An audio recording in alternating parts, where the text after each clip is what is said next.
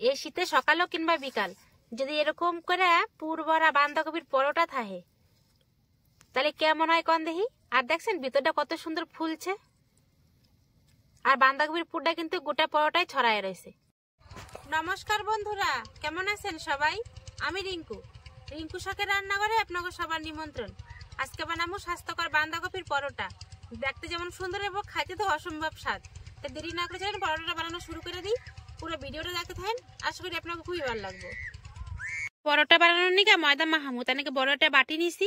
এই বাটির মধ্যে দিয়ে দেবো এখন ময়দা। এই বাটি মাপে 2 বাটি ময়দা এখন আমি দিয়ে দেবো। এবার দেবো স্বাদ মতো নুন।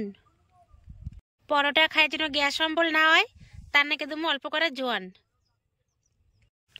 অল্প করে কালি জিরা, একটা দেবো মুরগির ডিম,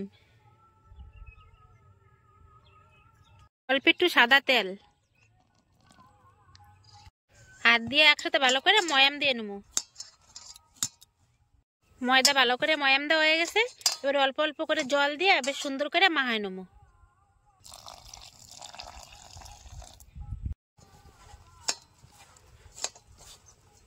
ময়দাটা দেখেন বেশ নরম করে কিন্তু মাখায় নিছি। উপর থেকে সাদা তেলটুকু মাখায় রাখলে তাহলে ময়দাটা কিন্তু উপর থেকে শক্ত হয়ে যাবে না, বেশ ভালো সুন্দর নরমও থাকবো।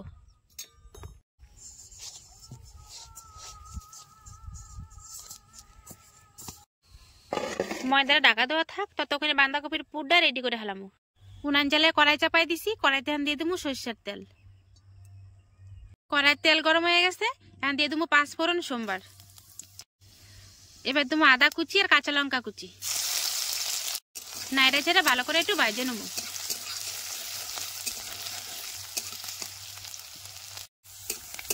আদা কাঁচা লঙ্কা দেখেন ভালো মতোই ভাজা হয়ে গেছে।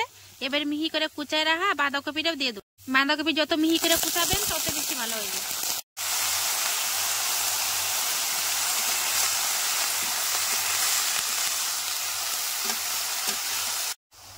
এবার দেবো স্বাদ মতো নুন আর দেবো পরিমাণ মতো হলুদের গুঁড়ি। ভালো করে এবারে মিশাই নেবো। বাঁধাকপিটা দেখেন কত সুন্দর রং হয়েছে। এবার ভালো করে ভাজে নেবো। বাঁধাকপিটা দেখেন একটু সময় নিয়ে আস্তে আস্তে জাল দিয়ে বেশ সুন্দর ভাজা ভাজা করে নিছি। পুরটা কিন্তু এখন পুরোপুরি আমার রেডি হয়ে গেছে। বেশ সুন্দর কিন্তু ঘ্রাণও বেড়াইছে। এবার দিয়ে দেবো ধনিয়া পাতা কুচি। ধনিয়া পাতা কুচিটা দিয়ে কিন্তু নামাই নেবো, আর বেশিক্ষণ নাড়াচাড়া করুম না।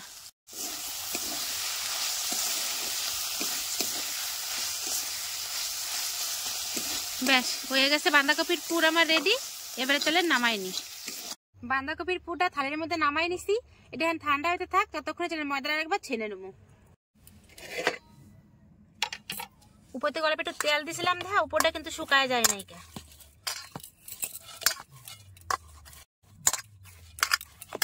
বেশ ভালো করে চেপে চেপে ময়দাটা আবার একটু ভালো করে মাখাই নিছি। এবারে ময়দা থেকে লেচি কেটে নেবো।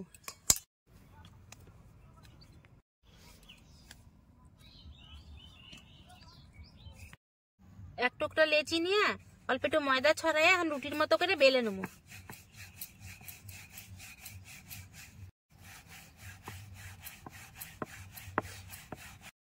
এখন এই রুটির মাঝখানে একটু 4 কোনা করে পুরটা দিয়ে দেবো।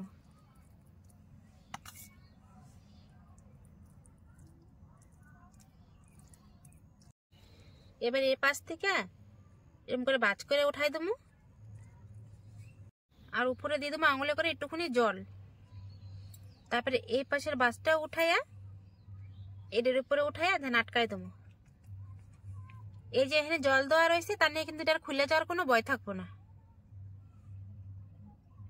এবার এই মাথাতেও জল দিয়ে দেবো, জল দিয়ে এই পাশটাও উল্টাই দেবো। এই পাশটাও কিন্তু একইভাবে আটকাই দেবো।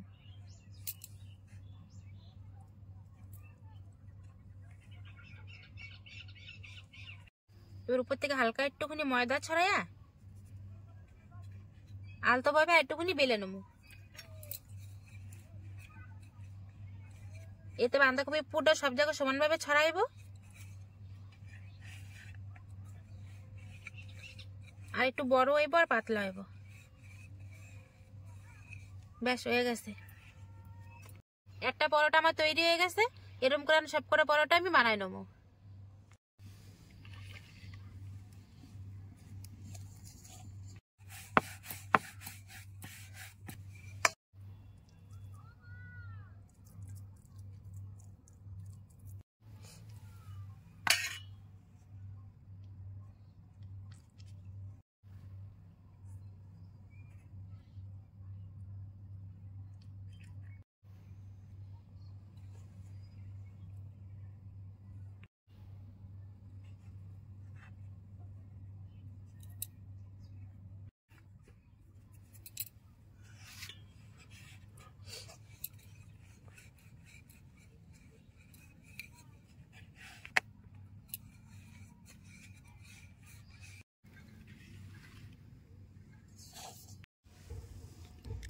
সব করে পরোটাই দেন আমার বানানো হয়ে গেছে। এবারে ভাইজে নেবো। জ্বালায় তাওয়া বসাই দিছি, তাও সুন্দর গরম হয়েছে। এবারে একটা পরোটা দিয়ে দেবো।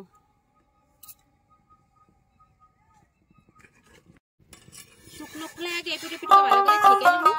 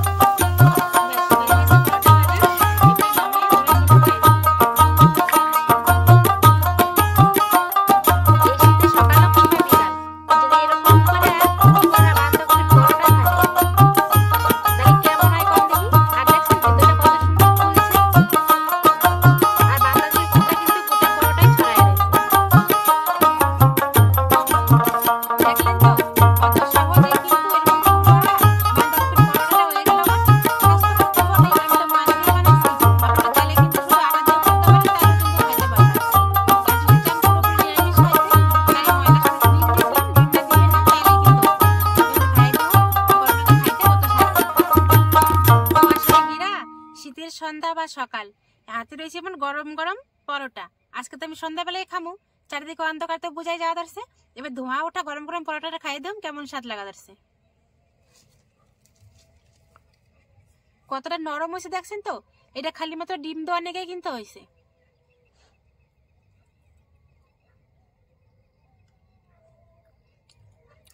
দারুন। আর ভিতরে এত পরিমাণে পুর দেওয়া রয়েছে যে সাথে অন্য কিছু আর প্রয়োজনই নাই, শুধুই কিন্তু খাইতে বিশাল ভালো লাগা ধরছে।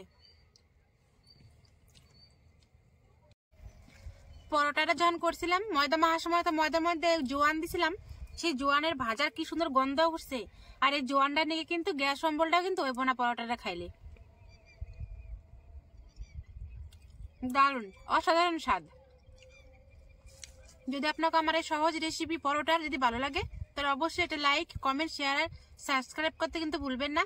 তাহলে দেখা হবে পরে একটা নতুন ভিডিওতে। আজকে তাহলে এই নিয়ে শেষ করলাম। নমস্কার।